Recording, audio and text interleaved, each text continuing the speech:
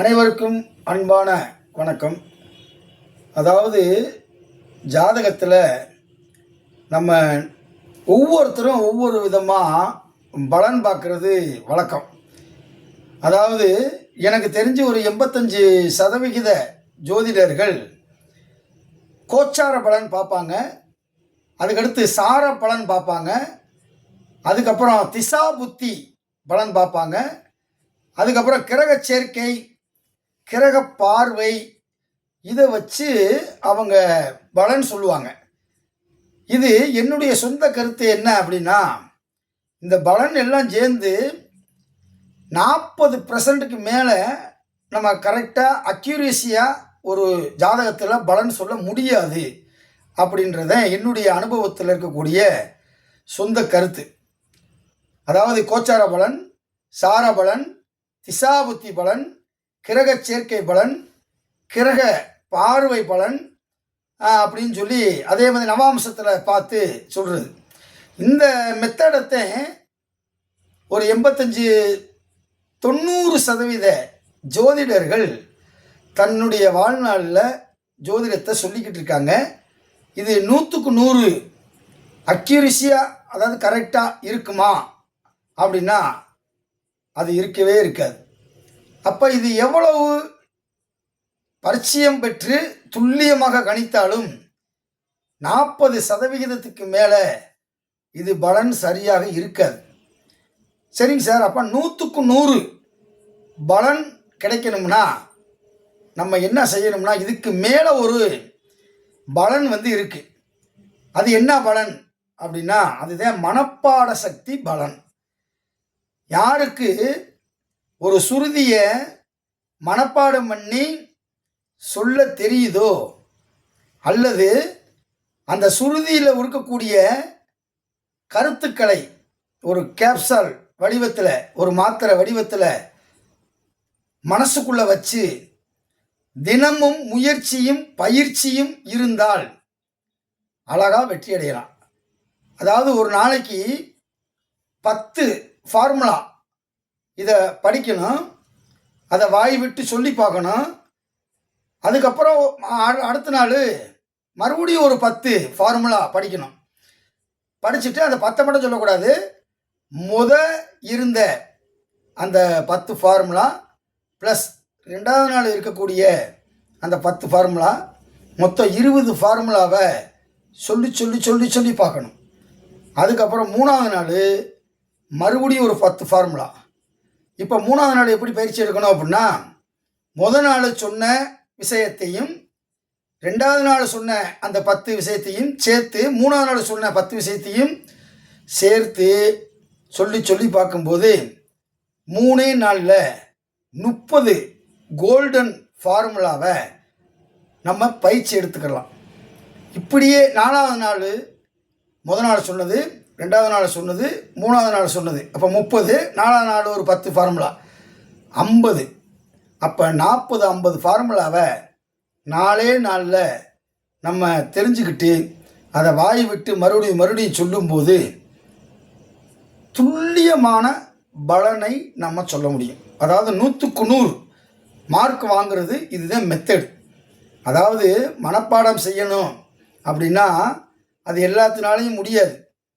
ஏன்னா ஜோதிட நூல்களில் இருக்கக்கூடிய செய்திகள் ரொம்ப செய்யுள் வடிவத்தில் இருக்கும். அது சரியாக சீர்பிரித்து வாசிக்கிறதுக்கு கூட தமிழ் படித்தவங்கனால கூட முடியாது.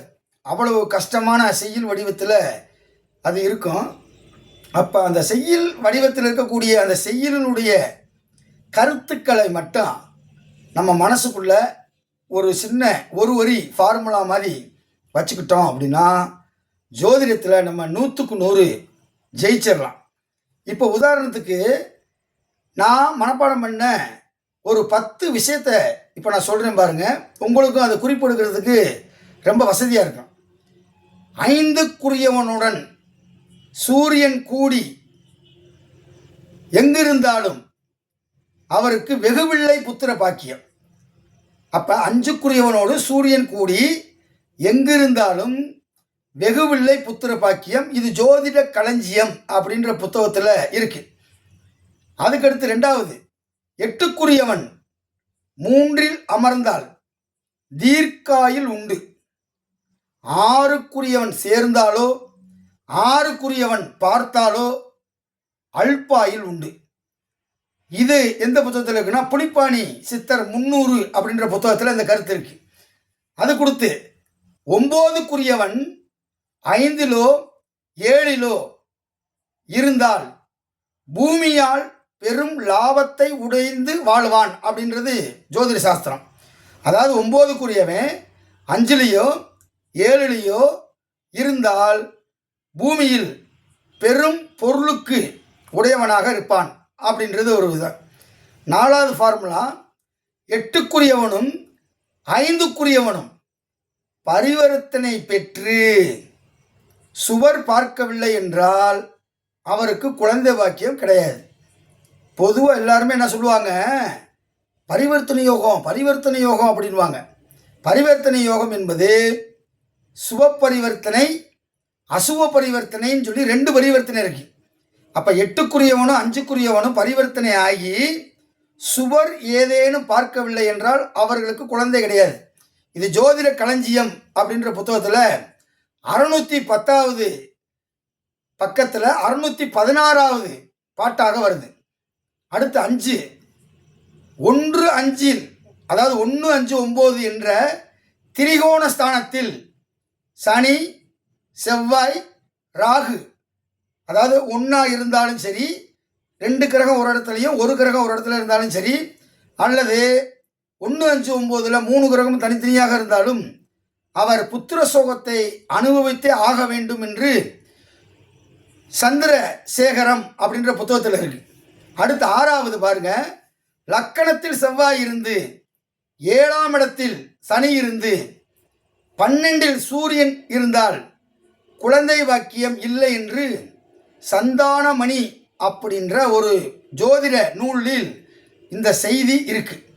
அடுத்து 7ஆம் சூத்திரம், சந்திரனும் 5க்குரியவனும் 6ல் நிற்க. சந்திரனும் 5க்குரியவனும் 6ல் போய் நின்று ராகு கேது கூடி இருந்தால் குஷ்டரோகத்தின் மூலமாக மரணம் சம்பவிக்கும் என்று சர்வார்த்த சிந்தாமணி அப்படின்ற ஒரு புத்தகத்தில் இந்த செய்தி இருக்கு. அதுக்கடுத்து 6க்குரியவன் கேந்திரத்திலேயோ திரிகோணத்திலேயோ இருக்கக்கூடாது. அது எல்லா கிரகமும் கேந்திரத்திலேயோ திரிகோணத்திலேயோ இருந்தால் அது சிறப்பு அப்படின்றது பொதுவான விதி. ஆனால் 6க்குரியவன் மட்டும் கேந்திரத்திலேயோ திரிகோணத்திலேயோ இருந்து பாவர்கள் பார்த்தால் எதிரியால் கொல்லப்படுவான் என்பது சர்வார்த்த சிந்தாமணி என்ற புத்தகத்தில் இருக்கக்கூடிய செய்தி. அடுத்து 1க்குரியவன், அதாவது லக்னாதிபதி 6ல் நின்றாலும் 6க்குரியவன் 1ல் நின்றாலும் கூட சனி மாந்தி என்ற 2 கிரகங்கள் சேர்ந்து இருந்தால் எதிரியால் மாண்டு போவான் என்பது ஜாதக சிந்தாமணியில் இருக்கக்கூடிய ஒரு செய்தி. 9க்குரியவன் 6ல் அமர்ந்து அந்த 6க்குரியவனை சனி செவ்வாய் பார்த்துவிட்டால் நெருப்பால் மரணம் நிகழும் என்பது ஜாதக சிந்தாமணியில் இருக்கக்கூடிய ஒரு கருத்து. 6க்குரியவன் 1ல் இருந்து அல்லது 8ல் இருந்து இருந்தாலும் 6க்குரியவன் லக்கணத்தில் இருந்தாலோ அல்லது 8ஆம் இடம் என்ற மறைவுஸ்தானத்தில் இருந்தாரோ சரீர சுகமில்லாதவன், அதாவது அவன் எப்போதுமே உடம்புக்கு சரியில்லாமல் மருத்துவ செலவு செய்து கொண்டே இருப்பான் என்பது சாதக சூடாமணி அப்படின்ற ஒரு புத்தகத்தில் இருக்கக்கூடிய செய்தி. இப்படி அதே மாதிரி இன்னும் சொல்லிக்கிட்டே போகலாம். 6க்குரியவன் ராகு கேதுவை கூடி எவ்விடத்தில் இருந்தாலும் ஆண் ஜாதகத்தில் இருந்தால் அவனுக்கு வரக்கூடிய மனைவி பிற ஆணுடன் தொடர்பில் இருப்பான் என்பது கருத்து, மூல நூலில் இருக்கக்கூடிய கருத்து. இப்படி மனப்பாட சக்தி மூலமாக பயிற்சி எடுப்பது என்பது கொஞ்சம் சிரமமான ஒரு விஷயம் என்றாலும் கூட அதை முயற்சியும் பயிற்சியும் எடுத்தோம் என்றால் சித்திரமும் கைப்பழக்கம் செந்தமிழும் நாப்பழக்கம் என்பதைப் போல நீங்கள் பயிற்சி எடுத்தீர்கள் என்று சொன்னால் ஆரம்ப காலகட்டங்களிலே இது ஒரு மிகப்பெரிய சவாலாக இருக்கும். ஆனால் போக போக நீங்கள் பயிற்சியும் முயற்சியும் எடுத்தீர்கள் என்று சொன்னால் அது நீங்கள் சொல்லக்கூடிய அனைத்து ஜாதக பலன்களும் அப்படியே 100க்கு 100 இருக்கும் என்று சொல்லி, முயற்சியும் பயிற்சியும் உங்களுக்கு தேவை, நீங்கள் செய்யுங்கள். நான் கூட ஒரு நாள் பயிற்சி வழங்கலாம்னு இருக்கோம். அதாவது மொத்தமாக பல நூலில் இருக்கக்கூடிய புத்தகங்களை எல்லாம் தொகுத்து கேப்சூல் வடிவத்தில், இப்போ நான் சொன்னேன் பார்த்தீங்களா, இதெல்லாம் இப்போ நான் சொன்னது 11 பாட்டு 12 பாட்டு சொல்லியிருக்கேன். இப்போ 12 பாட்டையும் கூட நம்ம மனப்பாடம் பண்ணி சொல்லணும்னு அவசியம் இல்லை. அந்த பாடல் என்ன கருத்து சொல்லுது அப்படின்றத ஒரு கேப்சூல் வடிவத்தில் நான் தொகுத்து வச்சுருக்கேன். இதை கூட ஒரு நாள் பயிற்சிக்கு கொடுத்து தேவையானவங்க அந்த பயிற்சியில் கலந்து கொள்ளும்படி கேட்டுக்கொள்கிறேன்.